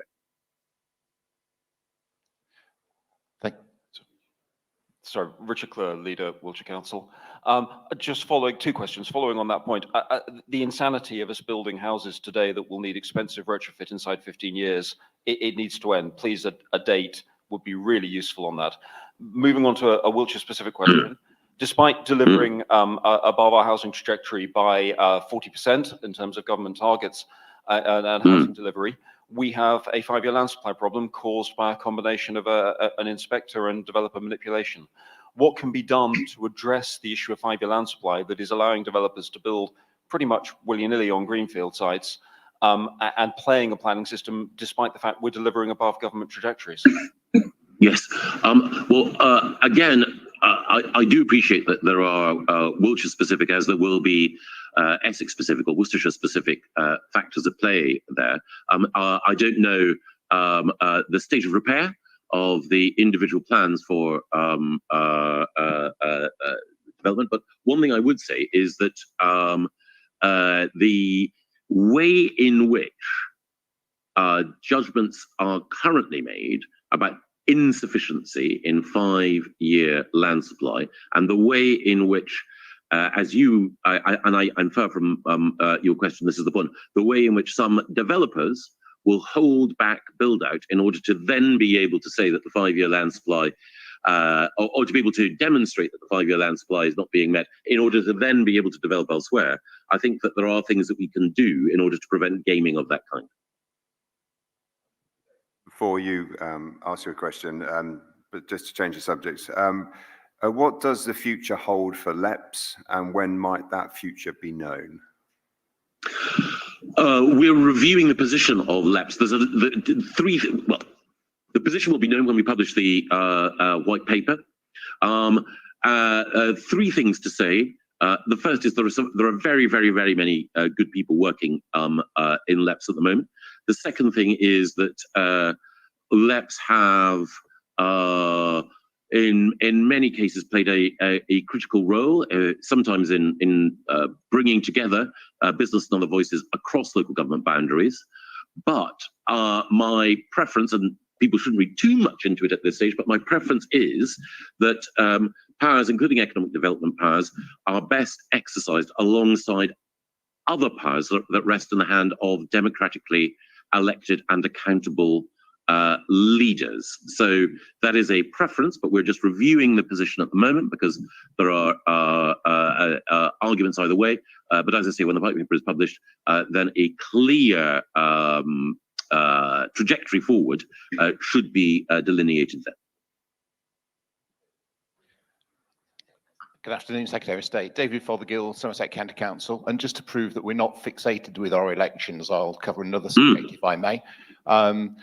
The opportunity to double devolve powers and responsibilities down to towns and parish councils, I think is really exciting. I think it will energise our communities.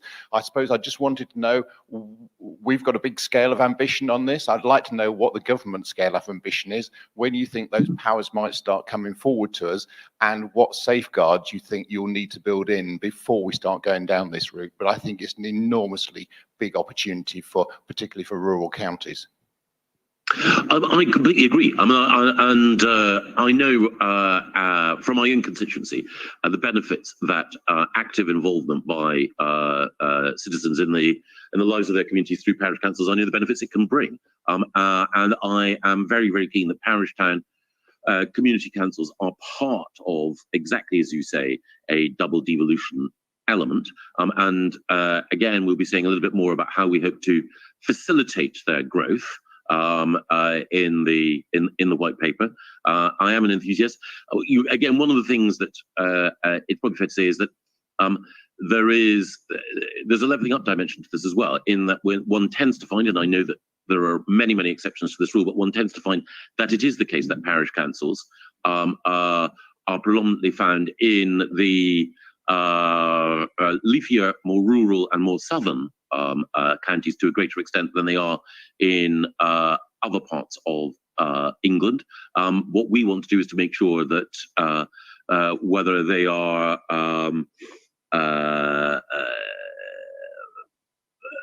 essentially a means of improving democratic involvement and or a means of ensuring that communities can feel that their interests, particularly in a case like Somerset where unitarisation is taking place, they feel that their interests and their voices are being effectively captured and heard. I think both of those things are critical, and I would very much encourage, and we will outline how we will support the creation of and the strengthening of more parish, town and community councils. Ruth George, Derbyshire County Council. Buses are key to levelling up in most of our rural communities where there is no other form of transport. But councils at the moment have been asked to negotiate bus plans with bus operators who've seen their passenger numbers hit and their staffing numbers hit. So it's the worst possible time for them to be doing this and for us to get a good deal. What will the government do to make sure that councils can protect the bus services that our communities need? Well, it's a very good point, Ruth, and I will make sure that I discuss with Grant the particular approach required. I agree with you that bus services are vital. Sometimes, how best to put it? I think sometimes there's been a tendency for central government to overlook the centrality of bus services for so many communities, and you are absolutely right. There is a clear link between poor bus services and those communities that are economically and socially marginalised. But in fairness, I think I'd have to go to Grant, and I will come back to you directly and share with CCN colleagues the thinking that we have on the current franchising and other bus operating policies you alluded to. Councillor Izzy Seckham from Warwickshire. Thank you very much for joining us today. You will be aware that there's a real challenge in the crisis around the workforce in social care. We're currently over 110,000 job vacancies, which is causing extreme concern, and indeed some of our providers are having to hand back their packages of care. This is not a sustainable situation and also will not ultimately help the NHS when we cannot protect the interests of people living independently. And I wonder what you're thinking around the support for the immediacy of funding to support social care is. Izzy, I think you raised an incredibly important issue. I think that of all of the challenges facing local government at the moment, and they are many and formidable, I think that adult social care is perhaps the most urgent. If that's not the case, then I'd be, if people in the hall feel differently, do let me know. And I think that urgency or that sense of urgency is shared by Sajid and by the Prime Minister. And we'll be talking this week about what it is that we can do in order to better support the sector, to ensure that we have the tools available for both the retention and the recruitment of talented and committed people in the social care workforce. And we also need to think hard, and I know Sajid and his team are, about how we can ensure that when people are discharged from hospital, that we do so in a way that makes it easier for people to access the domiciliary care that so many would prefer, rather than necessarily being discharged into care homes, which is often, for everyone, a less satisfactory option. It will be the case that there will be a white paper published by DHSC, which will outline some of the changes that we're planning to make shortly. And I'm also very conscious in thinking about the local government finance settlement, which of course is due to be announced next month. But social care is the area where I think, again, there will be differences in particular parts of the country, but overall the area where the greatest pressure is being faced at the moment. As I say, if that is a misunderstanding on my part, then please do put me right. Thank you, Minister. Lucy Neffsinger from Cambridgeshire County Council, and my question follows on perfectly, in that it's about children's social care and about the. Oh, yes. You've talked about the pressures that you recognise in adult social care. The pressures in children's social care are, if anything, even higher. The scale of the inflation in the costs of children's social care placements is phenomenal and terrifying. The most recent settlement cut the level of the adult social care precept from 2% down to 1% for the next 3 years. But if the inflation costs that we're seeing in children's social care in particular continue, we're going to need a very generous financial settlement, please. I quite understand. As I think everyone in the hall will know, Josh McAllister, the founder of the wonderful campaign, or the wonderful organisation that ensures that we have even more talented people entering social work. Josh McAllister is leading a review of children's social care at the moment for the DFE. It is the case that Josh is very conscious of the fact that there is an expectation that his recommendations not only help us to capture the very best in the sector and help us to improve quality overall, but look at precisely the inflationary and other cost pressures that you allude to. And I'm very, very conscious of the fact that, in essence, as a result of the welcome ability to save lives that would not otherwise have been saved years and decades ago, the pressure subsequently to ensure that individuals can lead strong and fulfilling lives, that cost pressure is one that is borne by local government. And in order to make sure that you can continue to do your great work in helping people to live with dignity, we need to do more to both reform the system and to provide the resource. The other thing as well, I know from my time at DFE, is that when you go through difficult times, when there are strains on family life, as the COVID pandemic undoubtedly generated, then the potential for that to feed through to more children being at risk, and also more children and young people requiring mental health support. Both of those phenomena are real, and that is why it's very much in my mind that we do need to work with DFE in order to ensure that you are appropriately resourced, and also, I should say, straying into the whole area of special educational needs. One of the reasons why there was a particularly sort of energetic and successful effort by Nadeem to increase the amount available for support for SEN was because of an awareness, very strong awareness on his part, of the inflationary pressures that local government faces. Keith Manns, leader of Hampshire County Council, Secretary of State. In a county deal in a two-tier county, will the districts have a statutory or a advisory role in decisions outside their own district? I think one would have to look at each of the individual decisions that might be made. Keith, were you thinking of one particular area where you thought that problems might arise? Is there a specific concern behind the question, a sort of law of unintended consequences, or a potential area of conflict that you'd want to flag up?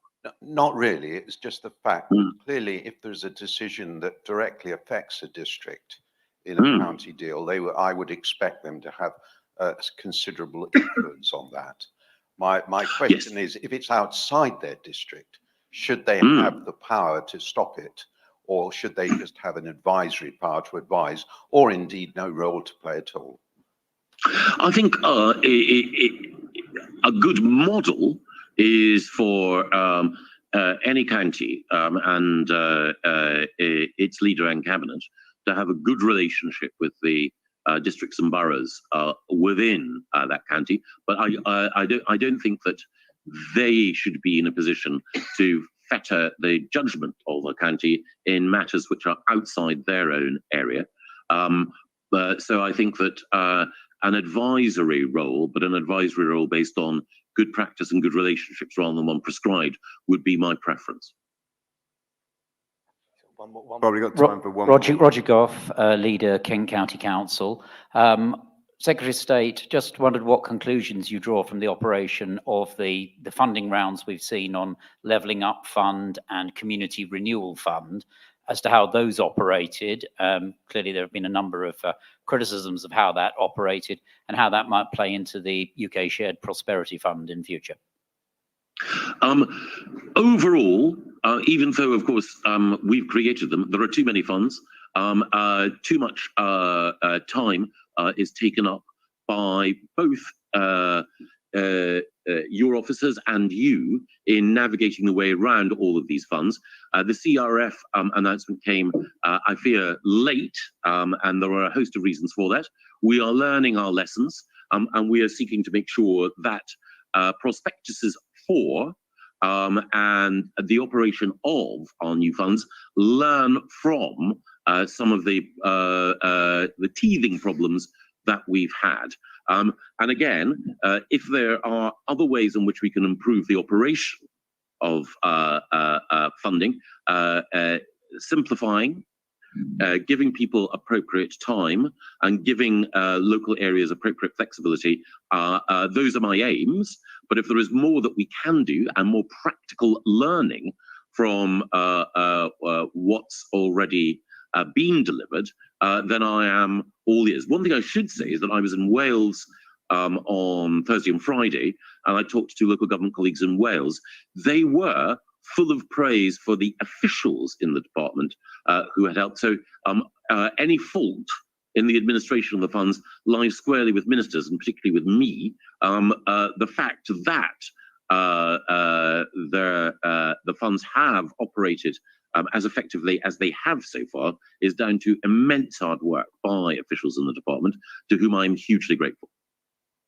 Michael, can we try and squeeze in two last questions? Of course. That'd be perfect. Thank you. So I'll read this out on behalf of the leader of Derbyshire County Council, Barry Lewis. So Derbyshire has spent the last 10 years and millions of pounds bending to the assured delivery of HS2 to deliver multiple regeneration sites, and to have it cancelled has been a blow. Whilst welcome the raft of rail investments promised, what are the wider lost opportunities? So what assurances can you give us that the East Midlands will see these sites delivered, including the blighted compulsory purchase sites along the routes?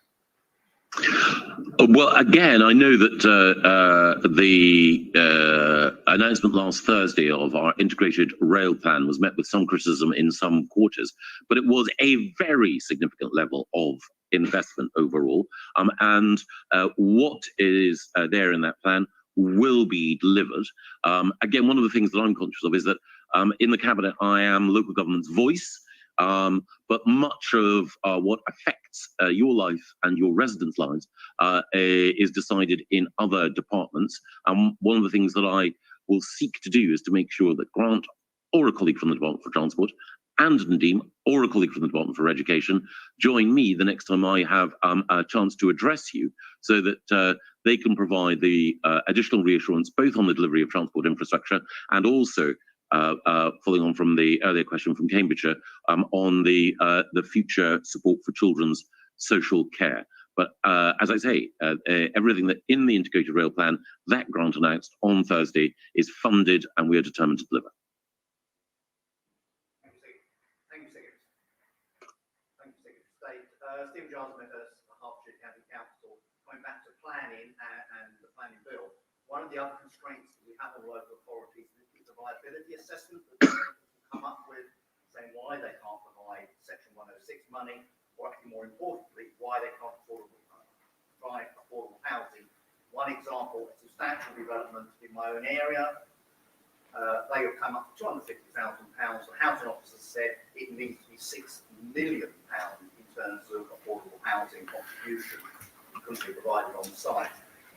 Is that going to be looked at as part of the planning bill in terms of how developers get out of their obligations locally, because the local authorities are the ones going to get criticised? Absolutely, and I know exactly this phenomenon. And I don't want to attribute bad faith to anyone, but it is infuriating when you have a situation where the developer will return and say, as a result of X or as a result of Y, we can no longer deliver the affordable housing that we committed to. We can no longer provide the Section 106 commitments that we earlier agreed to. It is infuriating.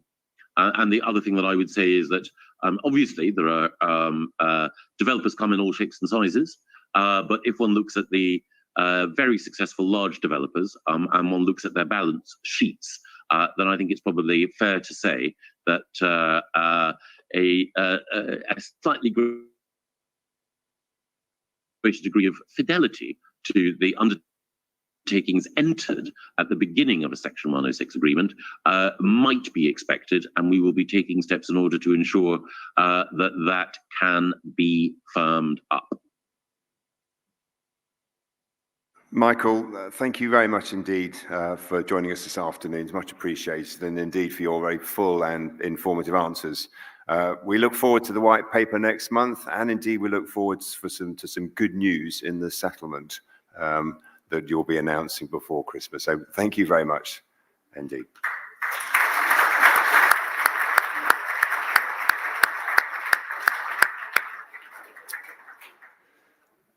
So that brings us to the end of the sort of formal proceedings this afternoon. Hopefully you've enjoyed the sessions. I mean, I think they've been, we've got a huge amount of ground, and indeed some of the challenges that we know we all face, not just financial, but otherwise as well. And indeed, it's very good to hear the kind of the different political perspectives. I mean, as I said in my speech this morning, local government is absolutely at its best when it's being ambitious and innovative. And I think it's clear from what we've seen and heard today, that we are unquestionably up for that challenge. So hopefully, going up on the screen now will be a reminder of where your group meetings are going to be held, which will be in a minute. So all the political groups have got an allocated room, as have Aki, the Association Chief. So if you could make your way to those, please. And then just to remind you that we're looking forward to meeting you, seeing you at the reception at 7 o'clock, which is in the conservatory. Okay. If you're a day delegate, just a final comment, if you're a day delegate, could you please provide some feedback through the conference app? Thank you. See you later.